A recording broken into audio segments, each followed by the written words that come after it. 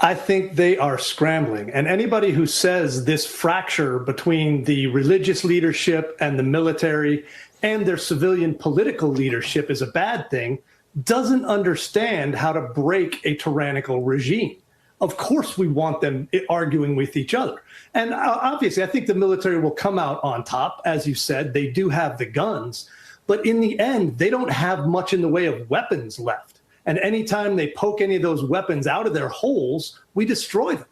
So they've got a very short window before they run out of money. They run out of the ability to pump oil. They already can't sell it. And there's not any money coming in to run the regime. Anybody who thinks they're ahead in this game is not paying attention. Jim Hansen, a former United States Army Special Forces operator, speaking there about the situation currently there in Iran. We are excited to bring our next guest on, Congressman Mike Bost, to talk about his thoughts on the conflict. Congressman, thank you so much for being with us here today. You are the chair of the House Veterans Affairs Committee. I know that you're following this very closely, as the rest of us are. How do you feel about where we are with Iran right now? I feel very good, and the reason I feel very good is because we finally have a president who's willing to go. Now, I believe that the only concern I have right now is Iran's doing what Iran has done every time we've tried to deal with them, and the one thing is they will look for a ceasefire, but unfortunately during the ceasefire they try to rearm. Now, I don't know how they're going to rearm because I don't think their organization is together anymore. I think their main problem, if they can't get anybody to negotiate, is because they don't know who's in charge. Because they've been hit they're devastated down to the third level of leadership. It was my hope that there would actually be an uprising of the people to try to take Iran back. But you got to remember, Annie, how long I've been dealing with this. Yeah. I actually joined the Marine Corps 3 days after the Iran hostages were taken because the Iran hostages were taken. So, and my idea as a young 18-year-old was go, and we were probably going to go over and we were going to get our hostages back, and we were going to overthrow the Ayatollah and his henchmen. And as it is, it took 47 years, but we pretty well got that done. And it's a shame it did that, because if you think about the amount of people that this terrorist government has now funded to either kill people that are United States citizens or cause other terror around the world. They've either been the person that provided the funding or they've been the actual people in the fight. So I think that the president made a very, very good move by closing down the strait.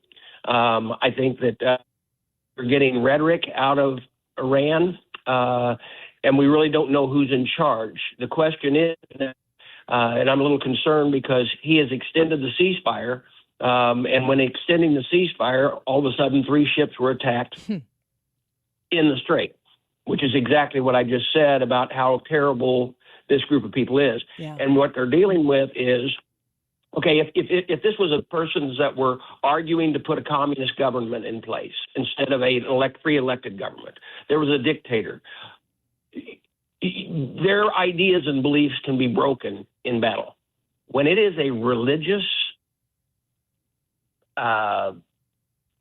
oath that they've taken because of their faith, because what you've got to realize, I was over in Gaza not too long ago, and that is the problem is that the Muslim Brotherhood has, as a group, and Iran has been the biggest head of that, is their statement is death to all Jews, a total destruction of Israel, and death to the United States.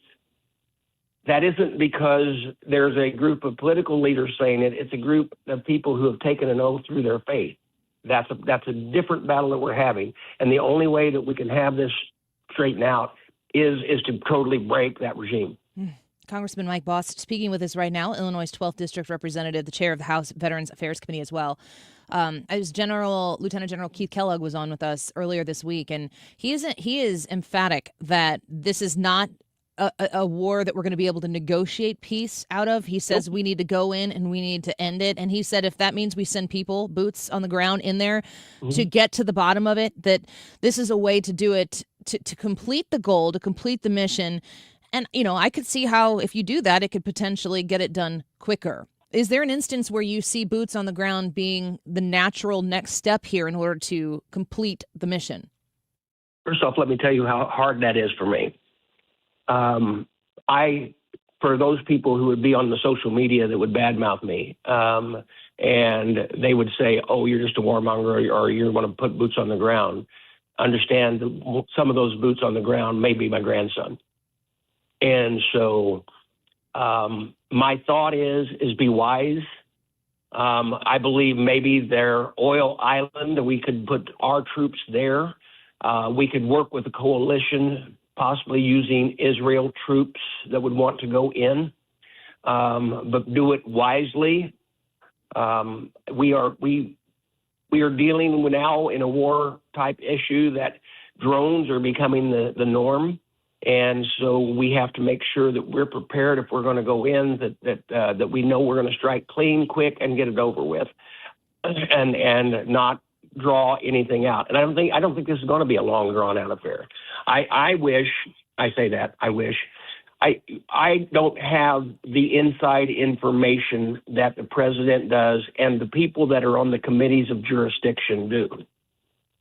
And I'm really glad that the members that are not on that committee don't have that information, because there are members of Congress that shouldn't have that. And that's why it's called a need to know. Yeah. But based on the people that are there, I hope their wisdom is to get it over with quickly. And if it requires boots on the ground, that they can all, without giving away classified information, can explain to the American people why it's necessary to do that. You know, Congressman, I can't imagine any military strategy that is publicly discussed that rules out a bunch of things. It doesn't seem to me as though that is the intellectual way to go out in public and say, we're not going to do anything. Because if you're speaking that to the American people, you're also speaking that to the enemy. And I think that President Trump has definitely led his at least military acumen publicly to suggest that he would maybe do anything. If you would have seen the interview the other day, and I thought it was funny because he had his commanding general, any rate, was sitting beside him, and that was after we went in and pulled the pilots out. And he said it was a great mission, and he looked at Kane and said, "How many people did we actually have on that mission?" Kane quietly looked at him and said, "I don't think we need to tell him that." Yeah. Yeah. I'd rather not say, I believe, is what is. I don't think we should do that. Exactly. Congressman Bost, while we have you here, I'm curious about the DHS funding that hasn't happened yet, but I'm more curious about your thoughts. We're talking about the Department of Homeland Security. We have attacked Iran. We have decimated their military capabilities. They still have a little bit left, and they look willing to use it, probably, I guess, until they're all out. But we know the border security in this country under Joe Biden was atrocious. And I know a lot of people are worried about sleeper cells here in the United States. That's correct. And Congress can't get the Department of Homeland Security funded. Right. And that is the shame of the people that are holding it up. And when I say that, when you to put your political party and politics above the security of the people of this nation, that is the largest dereliction of duty. We have voted and revoted as the House Republicans. The Democrats in the Senate were able to hold up. Now, the question is, do you want to break the filibuster rule? Do you want to do all that? The Senate has to argue that out, but it has to be done, and it has to be done right away. Now, we're looking at every strategy possible from the House. You know, we've voted, I think, a total of 5 times now to fund them from the House, to send a clear message. And our colleagues on the other side of the aisle choose to continue to vote no. And then on the other side of the rotunda, the Democrats continue to vote no. This is ridiculous because we need, as you described, we need a fully funded ICE. We need fully funded of our Homeland Security. We have, there's been some answers to the concerns that people were having. They agreed with a lot of their concerns. Look, body cameras, we already got them. The change of the administration at the top, they got that. Chrissy Nolan's out. Mark Wayne is in. The way it's being handled is there's been some corrections that were put in place. but every time you turn around, they're changing the goalpost because their only answer is to defund ICE. We're not going to defund ICE under any circumstances. Unfortunately, here's the big problem. Mark Wayne is now on his last 2 weeks of being able to pay our frontline workers, and ICE is funded, but our frontline workers will be out, and TSA will be out like they were before. But we took money. Basically, what the president did, he took money that was set aside for Homeland Security in the big beautiful bill and started using it for payroll because of the games that they played, and we're going to run out here shortly. Well, I hope there's a compromise that's been able to reach soon, but it really doesn't. I would hope that there be a compromise too, but you can't compromise with a person who keeps moving the goalpost. Right. Yeah, it's as if the obstruction and the chaos. They're winning with their base. Yes, they believe they're winning with their base. It's not about the American people; it's about the politics. It is.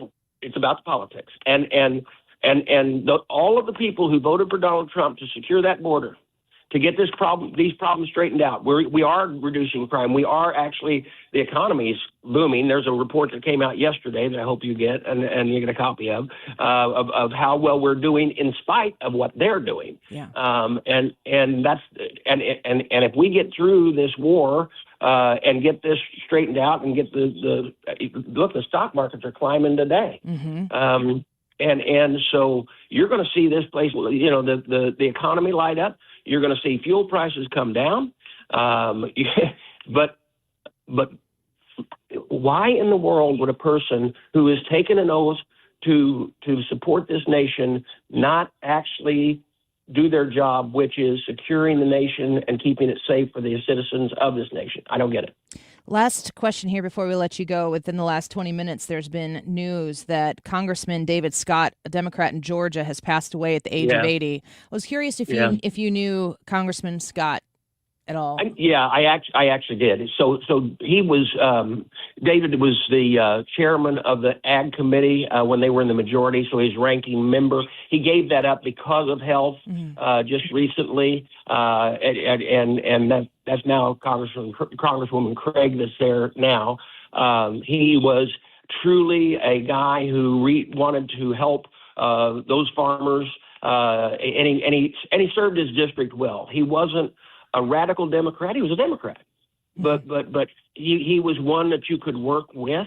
He came from a district that loved him tremendously, and he dealt straight up with you in the Ag Committee, and that was my involvement with him, was always in the Ag Committee. Well, those it seems like were the good old days where you could disagree and do it in a gentlemanly or gentlewomanly way. So the passing of Congressman David Scott from Georgia. Thank you for being with us today, Congressman. We look forward to hearing news from you on the DHS funding. You let us know if something happens. Okay, I sure will. Take care. Look forward to talking to you again. Thanks. All right, bye-bye. United States Congressman for Illinois' 12th District, also the chair of the House Veterans Affairs Committee, Congressman Bost, speaking with us there. We'll take a quick break. That YouTube poll, I asked him that question. What do you think? Would you support boots on the ground in Iran if it ended the conflict quicker? Yes or no? Talking about putting American soldiers on the ground in Iran in any capacity to finish the job, and to finish the job potentially quicker than, I don't know how long we're going to continue ceasefires. Another 3 days, another 5 days, maybe indefinitely. Now it's a little bit shorter. Is Iran ever going to negotiate in good faith? That's the real question we have to answer, I suppose. Go vote in the YouTube poll and text us your thoughts at 314-241-9797. We'll feature some of those when we return.